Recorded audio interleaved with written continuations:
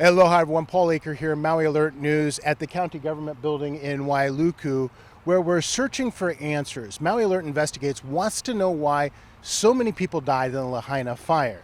Now the county is not making that quest easy for us. It won't even share where it recovered those human remains. Still, Maui Alert Investigates has uncovered evidence that suggests ongoing fire hazards in at least one neighborhood where a person died. It snakes through the landscape like so many roads in Lahaina, a narrow passageway of a street with cars spilling onto the roadway from both directions. So tight, a sedan can barely squeeze through, much less a fire truck, a combination that might have proved deadly in the Lahaina fire. It definitely created a death trap. Nate Baird and a bunch of kids lived on Kahua Street right off of Lahaina Luna Road. The fire incinerated his subdivision. It was just very dark smoke, and I could hear people were yelling, "We need to get out, we need to get out." The fire's 2 blocks above us. As that blowtorch of a fire roared closer, Nate and his family hopped in his van and escaped before the flames claimed his home. But the drive out wasn't easy. Obstacles such as downed trees and power lines blocked the route. And something else sat in the road. Parked cars, far more common, but every bit as problematic. It was 2-lane traffic, one to go north, one to go south, and everybody parked in the northbound lane. So that left, only the southbound lane for 2 lanes of traffic, which we never minded as a community. We'd always pull over, let the people by. Never before a problem, Nate says, but always a threat.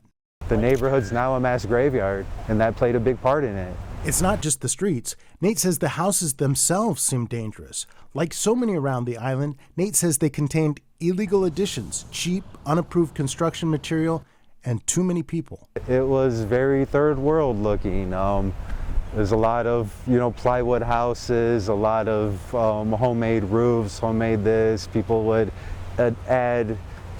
take a big house and turn it into a 3-family house.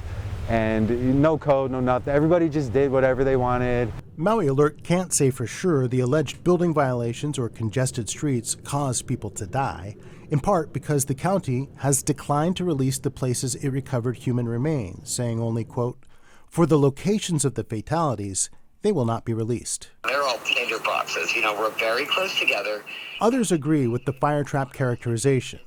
We spoke to Nate's neighbor, Donna Wright. She tells us by phone that the street's, quote, death trap description was, quote, absolutely an issue. I agree 100%.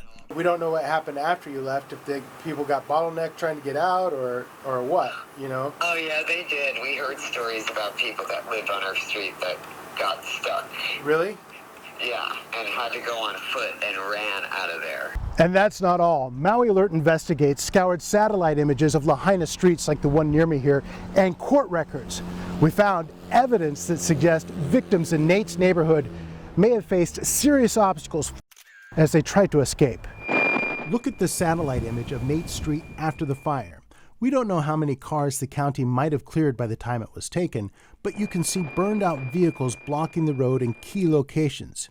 Here on Kahua, you can see this car at the corner of Aki Street, and behind it, a car stopped in the middle of the dead-end street.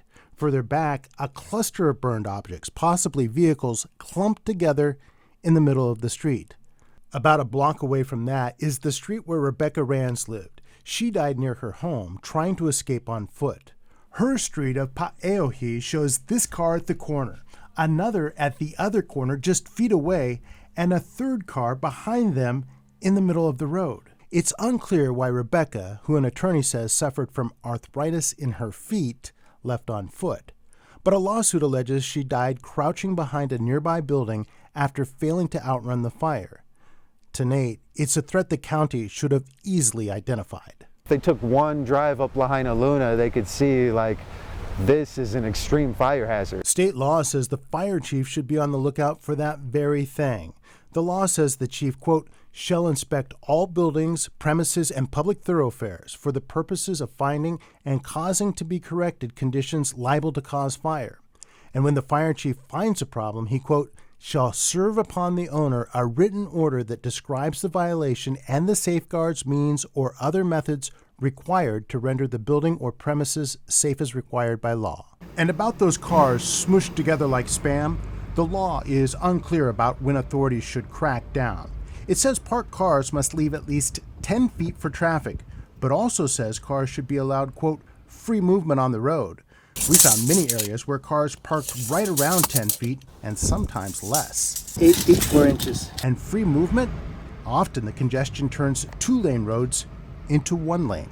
Paul Aker, Maui Alert. At a recent news conference, Maui Alert Investigates asked the fire chief if he considered the conditions dangerous. Was it a death trap? A lot of times people think it may be a hazard, but it doesn't necessarily, it's not a violation of the fire code. We will always enforce our fire code, both from the plans review before things are built, all the way through and through inspections in the community, whether it's brush abatement or housekeeping issues around a person's property, or even vacant land next to neighborhoods. We will always enforce the fire code to the T. But a lawsuit filed by Rebecca Ranz's family says the county failed to keep its own hazardous weeds under control. The county has not responded to a request for a comment. Of course.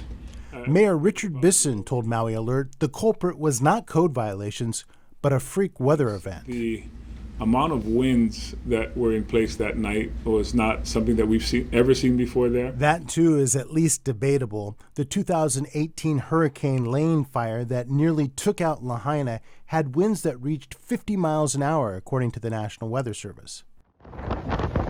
Winds blew at speeds pretty close to that in last month's tragic fire, according to the National Weather Service. Its website shows speeds on island that day from 50 to 58 miles an hour. Still, the mayor seems to believe his wind explanation trumps the idea of fire hazards. And that probably had more to do with what happened. And we'll leave that to the final investigation to decide, and not so much the way people were living, or the way they felt they had to live, or the way they felt they needed to get by. It might cause some headache, and maybe we have to figure out another solution, and it might be inconvenient, but if it's something that needs to be done for the safety of the community, then it needs to be done. Maui Alert Investigates has made a public records request seeking information about how many inspections and how many violations were found by the fire chief's office in Lahaina in the past 5 years. However, that process could take months, if not longer, for the county to fulfill that records request.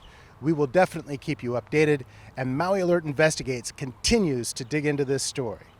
That's it for now, everyone. Paul Aker in Wailuku, Maui Alert Investigates.